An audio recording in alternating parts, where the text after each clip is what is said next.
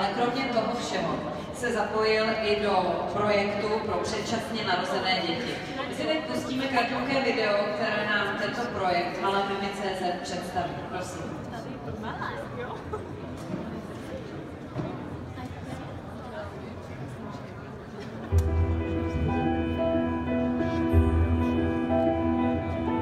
Radost, blízkost, pocit bezpečí.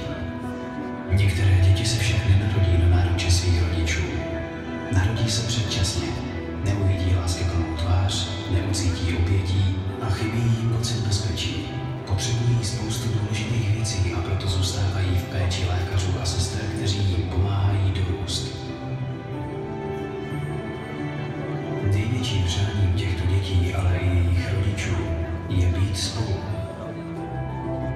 Víme, jak jim toto přání splnit a jak jim dát to nejvýznamnější, zůstat spolu, i když se jejich světy v první etapě života budou dělit malou průhlednou hranicí.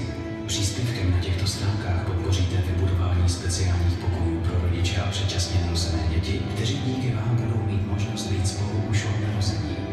Pokud máte předčasně narozené miminko v porodnici nebo váš malý plecek již běhá doma po zahradě, připojte se do naší komunity. Dozvíte se zde hodně potřebných informací, můžete poradit nebo získat odpovědi na vaše otázky.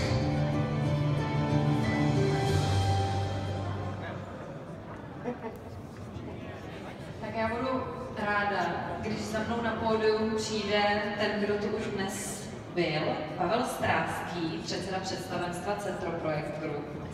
Stráský, poprosím vás, a společně s ním přichází Josef Macko, primář novorozeneckého oddělení perinatologického centra Krajské nemocnice Tomášova Ti ve Zlíně. Dobrý večer, pánové, ještě jednou vám oběma.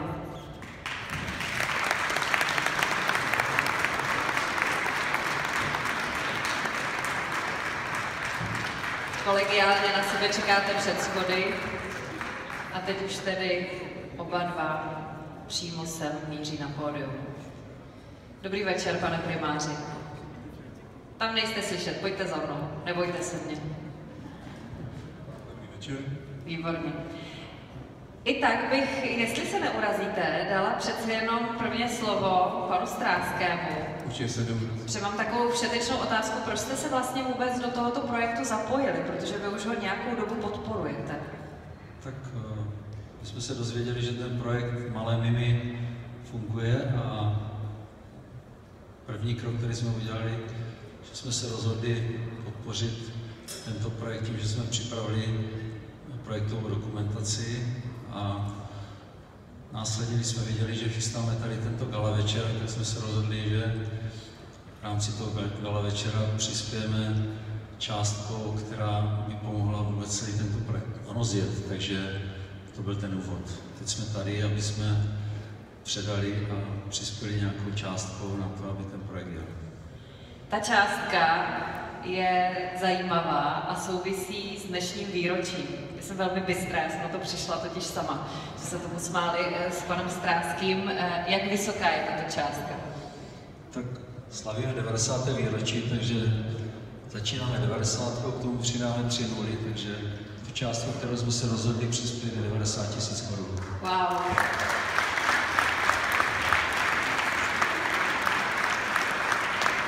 Věřím, že to určitě pomůže. 90 000 korun se dostává do těch správných rukou. Do rukou pana doktora Macka, primáře novorozeneckého oddělení perinatologického centra Krajské nemocnice Tomášova Ti ve Zlíně. Teď přicházíte v správný okamžik. Já ještě než dám slovo panu primáři, tak bych chtěl říct, že my jsme tady, kteří jsme do toho vstoupili a mezi námi určitě tady sedí spousta podnikatelů, takže věřím, že budeme inspirací i pro ně, aby přispěli oni nějakou částku a podpořili celý tento projekt, který si myslím, že je velmi zajímavý a pan primář nám řekne v tom, jak tento projekt probíhá a co by bylo dobré k němu dát. Děkuji panu řediteli a děkuji společnosti Centroprojekt jednak za to, že mě dnes večer pozvali tady na toto krásné pódium a do tohoto sálu, jednak děkuji za skutečně úvodní částku, která, jak doufáme, pomůže rozjet celý náš projekt. Ten projekt je asi rok starý Je to projekt pro podporu péče o předčasně narozené děti a jejich rodiče. Naše nemocnice je jednou ze 12 v České republice, kde se rodí děti hodně předčasně, hodně malinké. My dnes umíme poskytnout péči rodičům, teda dětem, které mají kolem 500-600 gramů. Ale přestože umíme dát své vědomosti, umíme dát svoji techniku, jednu věc nahradit neumíme a nikdy nebudeme moci nahradit, a to je náruč rodičů, péče samotných rodičů, matky. Prostě tu mámu neumíme nahradit. A celá řada našich matek nebo matek, které porodily předčasně, chce se svými dětmi strávit dlouhou dobu v nemocnici. V zásadě tam chtějí bydlet po dobu, než dítě je propuštěno domů. A tuto možnost jsme jim zatím nemohli nabídnout. A celý ten projekt je velmi široký. Vybudování těch pokojů, tak jak jste viděli ve videoklipu, je jenom jednou z částí, ale tou částí první a částí nesmírně důležitou. Takže děkujeme ještě jednou společnosti Centroprojekt. Já děkuji za sebe, děkuji za spoustu malých dětí, které už jsem měl možnost v životě ošetřovat, a děkuji za jejich rodiče.